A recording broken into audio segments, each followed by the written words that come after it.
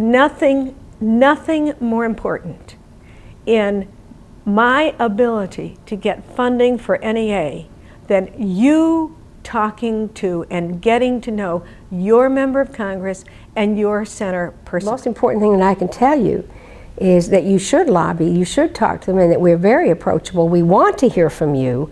And those of us who fight on a daily basis here to keep the arts alive need to hear from you. My job as chair of the Arts Caucus is to make sure that the NEA is kept alive every year.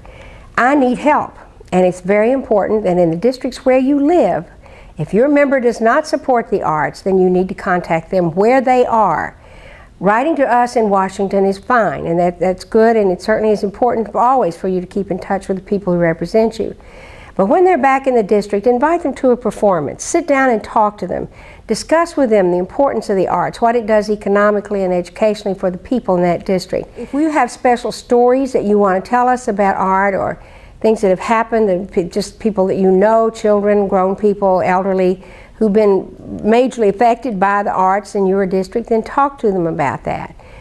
They can use that on their other members of Congress who may be reluctant. We always need those kind of anecdotes to use. Please don't feel, if you can't see the member in Washington, that you're getting snubbed or not being treated well, because the member has enormous pressures. We go from 8 o'clock in the morning, in our case on the Rules Committee, 8 o'clock, 9 o'clock at night. A 16-hour day is not uncommon here for us. And if we're not here in the room because we are voting or we're at a committee meeting, our staffs are perfectly capable of talking to you. They know their subjects well, and they report to us.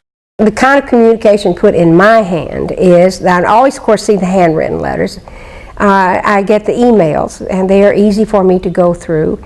But I know the number and type of every letter that comes into this office.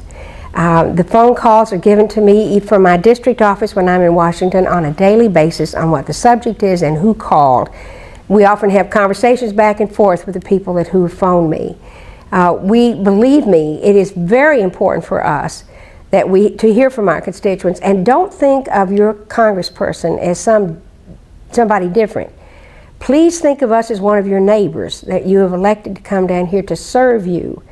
But we can only do that if we work together. So hearing from you is critically important. The most powerful approach here in Washington was anecdotes. It's very hard to recall the amount of information we're exposed to. And you can recall an anecdote or something like that much more rapidly. Image and picture of who you are and what you do, and what some of the programs are that they might be interested in, because they foster either quality education or communication in the community. So you want to go to them with a very clear and targeted view of who you are. You want to go to them with a very concise and specific message about what help you need, and you also want to make sure that they understand what support you have locally and at the state level. It's extremely helpful for you to help members of Congress do things and get them involved in things you're doing for the community. I depend on my arts organizations to let me know when they're taking on a particularly big project. I help them. I visit their preparation, so there's a little article in the paper about my visiting it. It gives them publicity. It reminds the community of what they're trying to do, and then it gives me a chance to watch out and see, is there any way I could help that they may not know about. So that teamwork is very important, and it can be built around all kinds of activities. Sometimes I go to terrific performances that they're going to have for a specific reason and make an issue out of being there. Volunteer advocates are frankly much too nice. They think that they have to be very nice and anything you can do, and we have a wonderful theater here. Well, you do have a wonderful theater here, but you better be able to say, we have a really great program. We're getting out of their schools, we're doing this, there's got to be some intensity and belief. This is professional. This is about the nation. You want our help because we're from Washington. And so I think you have to be careful about lobbying a federal legislator who is lobbied constantly by people of all kinds of issues, very complicated, macro, micro. You want people who are passionate but are succinct and who can say what they want, who can get it across. How can we work with you? What information can we give you? Anecdotes. you could get the attention of a friend. I had, for instance, in my district, what are called hot schools, higher order of thinking schools. And when I came back from visiting one of these schools, I said to one of my friends, I said, have you ever had a 5th grader say to you, do you know what a higher order of thinking school is?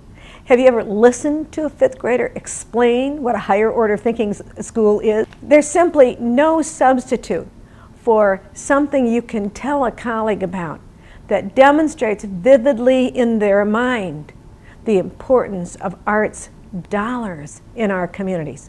You know, you have terrific people down here. They get us any information we need. But if they can't produce letters, I just lost a very important bill because the people in Washington couldn't produce letters from the people affected fast enough and in great volume enough for the Senate to say, oh, we've got to do this.